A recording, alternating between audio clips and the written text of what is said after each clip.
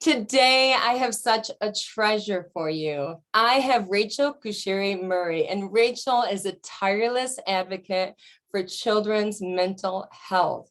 She is a parent advocate that also co-founds the organization Advocates for Mental Health for Michigan Youth. She is so passionate about attachment theory and ways we can build attachment with children. The reason for this is that Rachel is more than just a parent and an advocate. She is a parent of 2 children through adoption. So this has fueled her passion for how we can create attachments with children and how important that relationship bond is, for which all other things can develop.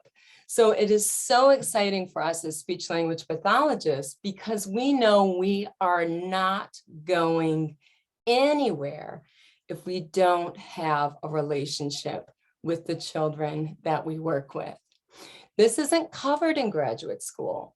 This isn't covered in this continuing education units in the field of speech language pathology, yet it is everything. So during the summer vacation, we are traveling outside of our field. We are wandering outside of our field. And it's during these moments when we explore that our practice is going to improve by leaps and bounds. So I'm so excited to share with you today this incredibly passionate, incredibly knowledgeable, incredible advocate for our children and for the mental health of our children at a time when our children are in crisis. So we are going to look to Rachel Cushieri Murray today, who, by the way, is more than a friend. She is also a family member, I'm so proud to say, who has to be perhaps the most passionate individual I know about child development. She is going to share with us today 4 highly effective strategies that we can use with our children, with the preschoolers we work with, to build bonds, to create attachments. So I am so excited today to introduce to you Rachel Cushieri Murray. So Rachel, before we begin, I just want to take a step back and look at the situation today. So when we look at children, and I'm not talking about children with special needs, I'm talking about all children, the norm today appears to be that the children at the most basic level have issues, oftentimes at a physical level. So many of the children, and I mean children in general today, have sensory issues. They have diet issues. They have issues with sleep issues. They have chronic illnesses such as allergies, asthma, celiac disease. So we know that this foundation for which all else develops is that children feel safe and secure. But their safety is threatened even on a physical level. So what used to be the exception, which these children, it's rare to come upon a child that has sensory issues, has now become the norm. So it's so important that you're here today to talk to us about something you mentioned in our conversation, is what all of this physical issues manifests in is called, something you said, prolonged stress responses. Prolonged stress responses. These children with these issues that they encounter on a 24/7 or daily basis result in a prolonged stress response. This is new terminology to me. Can you please explain in layman's or laywoman's terms, what is a prolonged stress response? Sure. Well, first of all, thank you for having me. What a beautiful introduction. That was so sweet. And I'm honored to be here. I love your show, and what relates to the question you're asking me is your focus on the whole child, and how all of that interacts to create a situation. So when you're talking about a prolonged stress response or regulation, a child's body needs to be physically regulated for them to be able to move into a place of being able to take information in and to learn. Otherwise, their body is seeking to regulate. If they're in any type of stress, if they're hungry, they're thirsty, they're having sensory issues, whatever it is, their body needs to get regulated before they're going to be able to receive information. Mm-hmm. And I like what you're talking about here is that they're in reptilian brain. They're in fight, flight, freeze. Right now, the name of the job, my job is to survive. My job is simply physically, I'm having issues and I need to make sure that I am physically well. Yes. And if someone's not physically well, they're not going to be thinking about higher level communication skills, relationship building, because this is life or death here. Right. Yeah. And especially when you're talking about a child, because they haven't learned how to shift into their frontal lobe yet, the way that adults can. We can ignore our hunger. We can ignore the physical sensations. And a lot of us are in therapy now, trying to unlearn that stuff, trying to learn how to take care of ourselves, because there was so much emphasis when we were children taught to us about overcoming our somatic, experience. Whereas children need to be supported through it. They need somebody to hold their hand and guide them through, this is how you care for your body, and I care about your body, so we're going to take the time to help you feel comfortable and get regulated, and in that way you're going to feel safe and you're going to be ready to move to the next level. Yeah, you're talking about a whole other episode we can have about all of us driven to distraction. Like, how can we ignore the fact that our basic needs are not? That's a whole bag of worms. Right. And another epidemic that us adults have all throughout our society.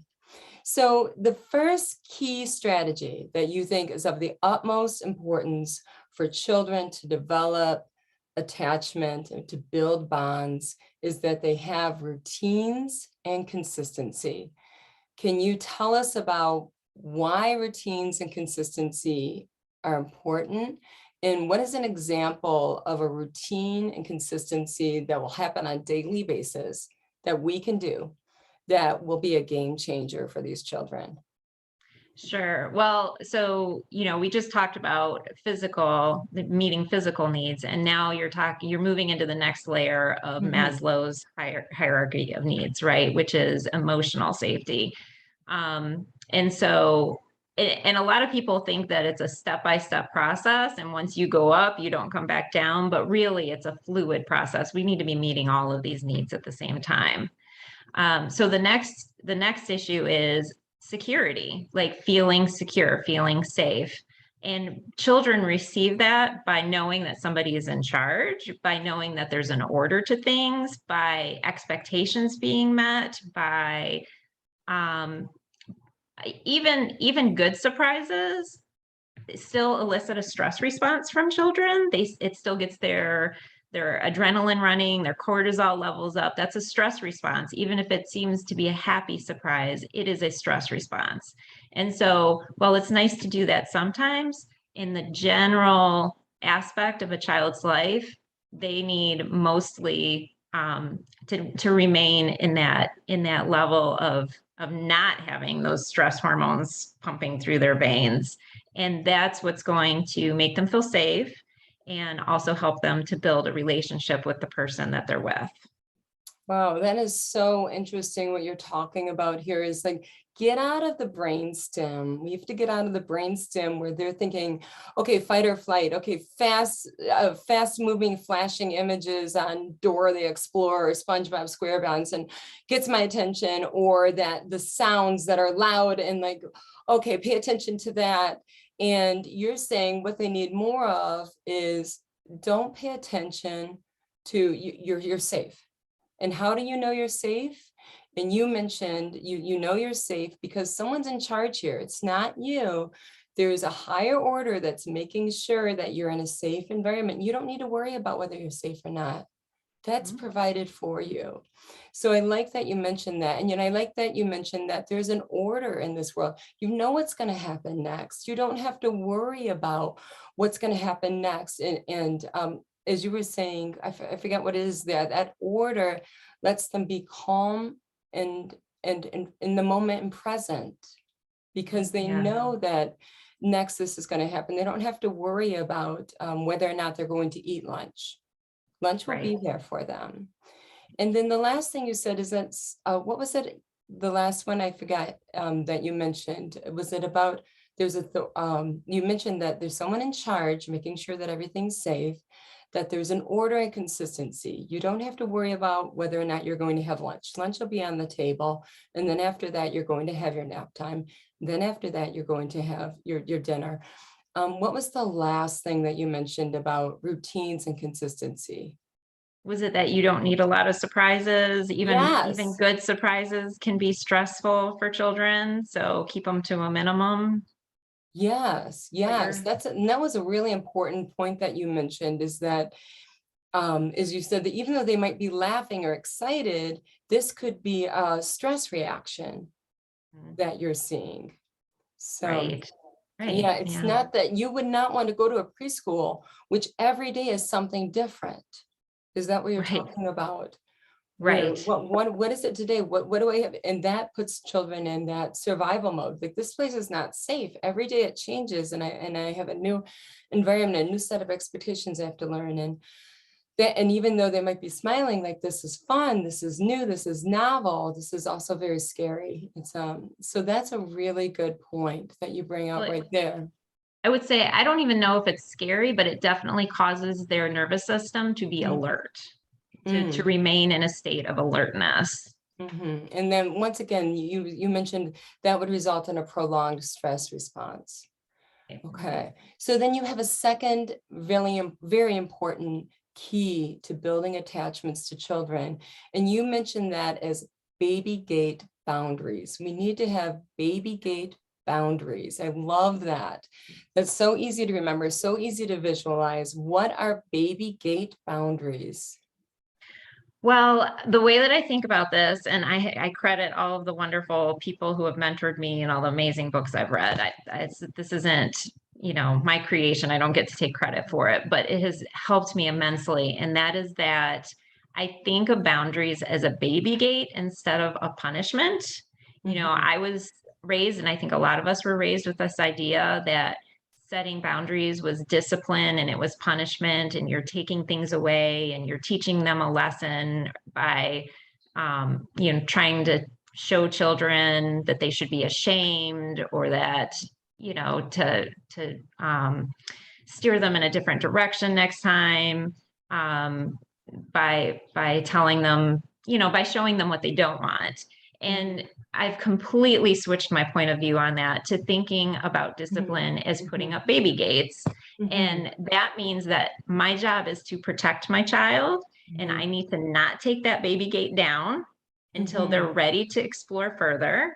And if I find that I have taken the baby gate down and my child has done something unsafe, mhm, or outside of what I deem to be safe, then then it's not their fault. It's my fault.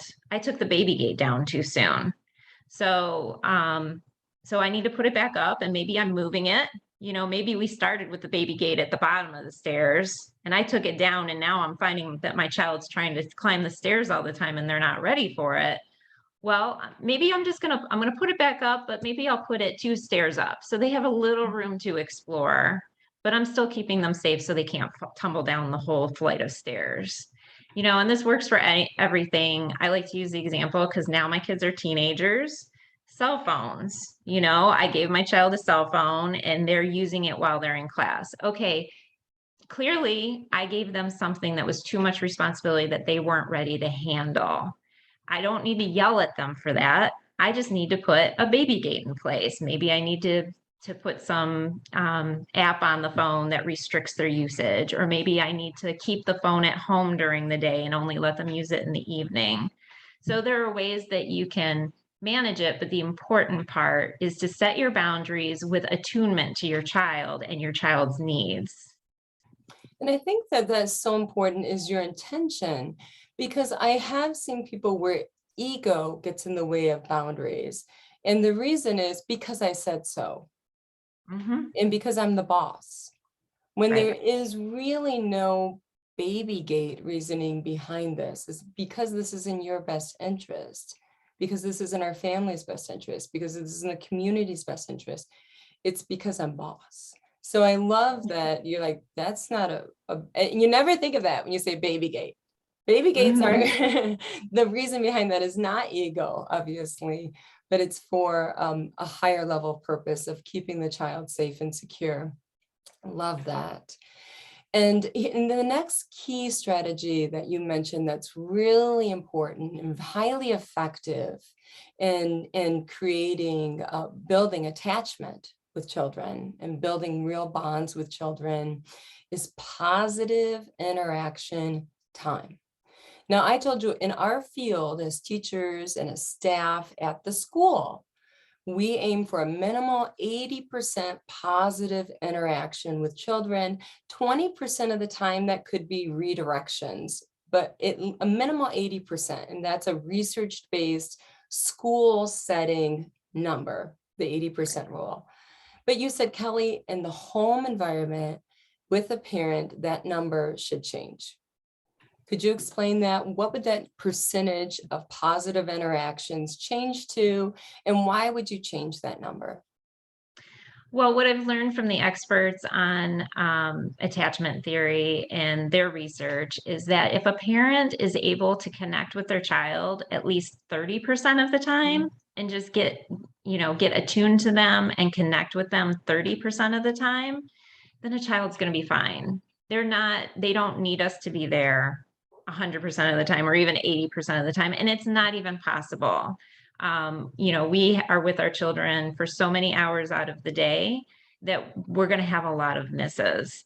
But the important thing is that we are taking the time to connect with our children, that when we have the opportunities, we try to grab them. We are going to miss some of them, and that's okay. And in some ways, it's even beneficial because it gives us the opportunity to come back and repair and reconnect. And when you do that, you're actually strengthening the relationship more than if you got it right every time. So you shouldn't be afraid of making mistakes and missing opportunities. The important thing is that you come back and repair and reconnect. And we talked about that, and we said it's similar to a married couple, for instance, and it's like, well, we never fight. We don't have any problems. And what that means is you have a lot of problems that are hidden under the rug, that are festering like mold and growing. And so it's so important, like you were saying, to have times where there are breakdowns and that the breakdowns are repaired. And, right, and would you say that's why it's important for children to see parents disagree, but to also see them make up, not make up, but what would be the word for it, to what is the word, I can't think of the repair word and right reconnect. now. Reconnect but so I think that's really, really important that you mentioned that, is that breakdowns need to happen. And that's a wonderful, amazing learning opportunity in which you learn, how do we reestablish connections? Because I think, especially in this day and age, people think that other people are disposable. It's a swipe to the left or a swipe to the right or up or down. And it gives the people the illusion that people are a dime a dozen. And that if you have a problem with a person, you end the relationship and you move on and you swipe to the right. And I think that's so important. What you're talking about is that, when you have breakdowns, you fix these breakdowns, you patch up the breakdowns, and then your relationship is stronger. Right. I think all of this is part of respecting your child as an individual. They need to individuate. They need to find themselves. And that's hard for parents because, we want sometimes to see our children as little mini-me's, or we have a picture in our head of what we expect them to be. And so all of this boils down to attunement. All of this boils down to honoring your child as an individual. You can't throw out attunement and and two people that are not attachment therapy.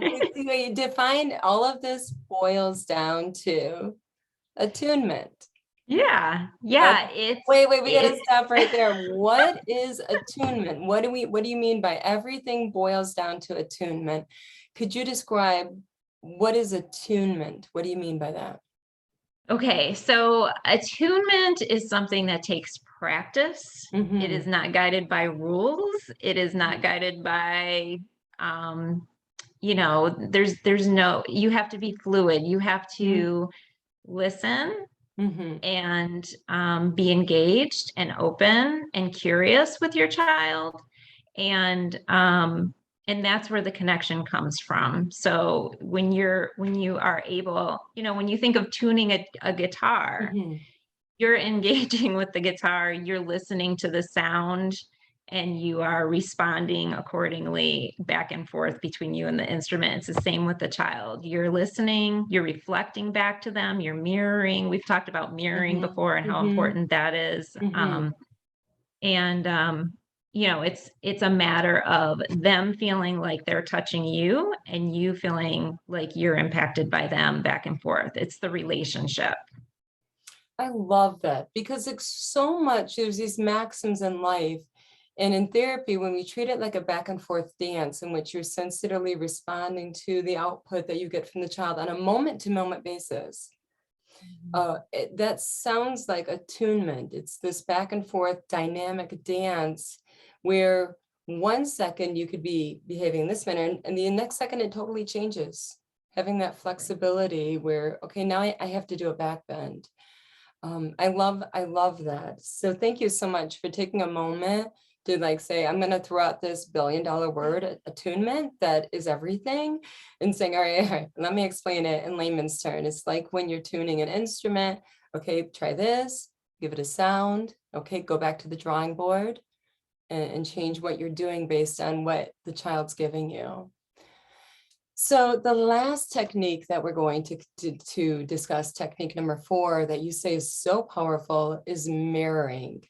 So this mirroring technique, could you explain what is mirroring and how do we mirror when we're working with children to build stronger attachment and stronger bonds? Yeah, I feel like mirroring is the tool that we use to attune. Excuse me. Um, and I see, like, when I watched your videos of your work with children, that's what I see happening. When I see a parent and a child, and you're reflecting the emotions on their faces. You are repeating the words that they're saying back to them so they know that they're heard. You are you're engaging with them in a way that you see that they're mirroring you, you're mirroring them. They feel seen through this process, and they feel your attention, and they feel loved. And it's just an incredible way to build a relationship and build attachment and build trust and a foundation to build on from there. And, I think a lot of people would be familiar with this if they've done any sort of, I was looking into imago therapy, which is common Mm-hmm. for adult relationships. Mirroring is a huge part of that.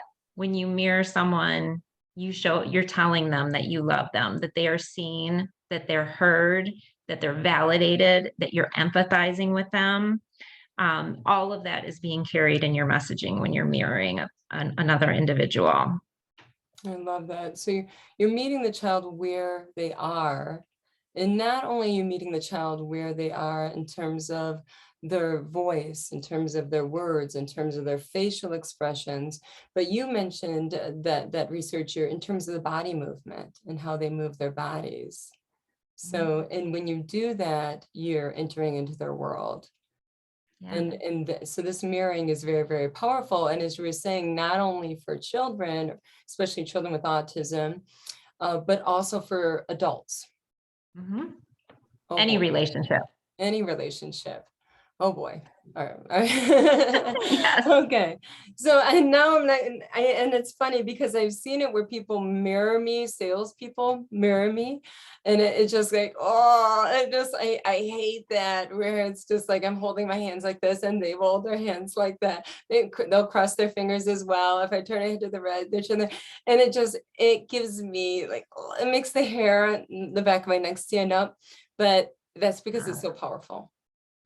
And it It also is might so be that powerful. they're And it's like you misusing the said, it's what tool. is the intention? If the intention is to manipulate, it really makes you go, oh, like, but if the intention is to connect, it's something, it could be used for good or bad. It's so Right, powerful, but it's right. powerful at the end of the day. Yeah, my guess is that if you notice it happening, it's somebody who's using it as a tool and they're not using it properly. But if somebody is, I think that we do it naturally, and without realizing it. When you think about playing Mhm. peekaboo, Yeah. or you think about pointing and the child turns and points with you. Those Mhm. are those are times that we're mirroring and then we're not even thinking about it. It's just something that we do naturally um, that we can be aware of and increase in a way that allows us to continue to build stronger relationships. Mhm.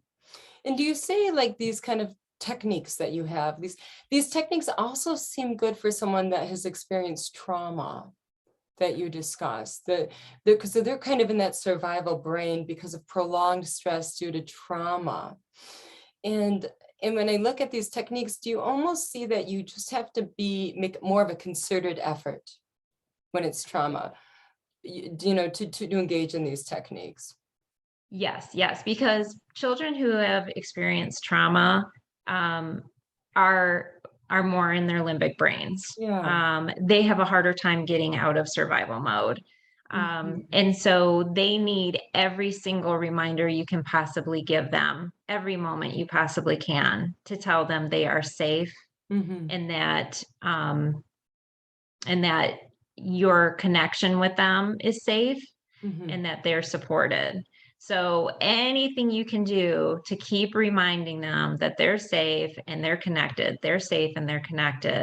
is what they need to be able to move past that trauma and process it. Because as long as they are Mhm. still in that PTSD mode, they're not going to be able to process what happened to them. They're not going to be able to learn anything. They're just trying to get to that place where they feel safe and secure. And this is like a whole different episode, but I think that when we look at any of these children, like we mentioned the physical issues, and not to mention these emotional issues and these trauma issues that put them in a prolonged stress state, these 4 strategies that you shared that we're going to review in a second, you have to provide at a more concentrated level. Every child benefits from these 4 strategies. Yes. Yes. But yes, but these children that are in a prolonged stress state, they need at a more concentrated level these strategies to be in place. Right. I would say that there Consistently are some kids concentrated. out there who don't need, Mhm, special attention to these things. mhm, But more and more often, depending on what special need a child has, mhm, whether it's their special need comes from a trauma history or their special need comes from, a diagnosis of some sort, whatever it is, there are more and more children who need that safety and security. And honestly, in our culture right now, our adults need it. Like we mhm, all just need to be practicing this across the board in all of our relationships. But the more that children experience this sense of safety and mhm, they're exposed to it and it's modeled around them in the relationships that are mhm, around them, so they mhm, see it happening between the adults in their lives too, not just towards them. mhm, That just creates a much better sense of of oh, I can't think of the word right now, but mhm. security, basically. That Yeah. everything is right in the world, that everything's happening as it should. The adults aren't stressed out. I don't need to be stressed out. And you know what you're talking about, like, I notice a difference, I think, because I think of as a researcher, like when you take these variables and you put them in, you take these variables and remove them, I notice an immediate difference. So for instance, some days I have to complete standardized testing. So I'm like, we don't have time to go through the routine that we do in therapy and the closing that we do in therapy. The entire time we're going to do standardized testing. and what happens is there's all of this that pops up, all of these issues that pop up because the children aren't regulated. You didn't give them that routine. Right. You can't cut that out. And then the child's like, why are you behaving this way? You never act this way. And it's because you didn't give me my routine that I need. Mhm. So I see great value. So Rachel Cushieri Murray, where can we contact you? You are such a force. If you want to make a difference for children with mental health issues, Rachel is the advocate of all advocates, aside from being her high level of expertise in this area. She is also has a voice, and she has a purpose and a mission. If you want to join her mission, connect with Rachel. Rachel, how can people connect with you and join you in your cause? A great way to connect with me is through the group Advocates for Mental Health of My Youth, MI as in Michigan Youth. We have a website, which is mentalhealthformyyouth.com, and a Facebook page. So just do a search for Advocates for the Mental Health of My Youth, and you can connect with me there. And I should mention that our group specifically advocates for the children with the highest levels of mental health needs, whether it's severe emotional disturbance or other complex mental health issues. Okay, wonderful. So make sure to connect with Rachel. She's a force for good for all children, and join that force and make a difference and make the world a better place, one child at a time. So with that, it's time to roll up our sleeves. Oh, wait, we didn't review the 4 key strategies. I've got to do that before we roll up our sleeves and make this world a better place. These are 4 highly effective strategies to build attachments with preschoolers, all children, or other adults for that matter. Number 1, consistency and routines. So having that routine that you follow day in and day out, no matter what, if possible, and having consistency to that. Number 2, the baby gate boundaries, the boundaries that you establish to keep children safe. This isn't about ego-based boundaries, because I said so, because I'm the boss, I'll show you. That's not going to work. Nothing's uglier than that. But baby gate boundaries, in which there's boundaries in place that keep the children challenged, yet keep the children safe. Love that. I can visualize that, and I'm going to tell that to my students. Like, we have boundaries, and these are baby gate boundaries, and this is the purpose for them. If you're outside of that, I don't know where you are. And the third key that you shared with us is positive interactions, especially for parents, at least 30% of the time in the home. Maybe for school staff, it's 80%, but for parents, 30% gets the job done. You mentioned and having breakdowns is a good thing, because that's when children learn how to mend these breakdowns, how to, yeah, I keep trying to think of the word. I don't know why it's Repair. so hard. Huh? Repair. Repair. Thank you. How to repair breakdowns, how to create lifelong relationships. People are not disposable. And I think in this day and age, teaching children that people are not disposable is huge. It's a game changer. And how to create lifelong relationships. And the last key, number 4, is mirroring. How do we mirror the children's emotions, mirror their speech, mirror their body language, mirror their movements, to join them and meet them where they are and join them in their worlds to create bonds. A highly effective strategy that works with all individuals. And like I said, it could be used for good, or it could be used for for evil mirroring, because it's so powerful, such a powerful technique, but use it for good. So on that note, thank you, Rachel Cushieri Murray. Connect with her. She is a good person to have on your side. And make sure to look her up. And we're going to roll up our sleeves now, and we're going to create a better place, one child at a time.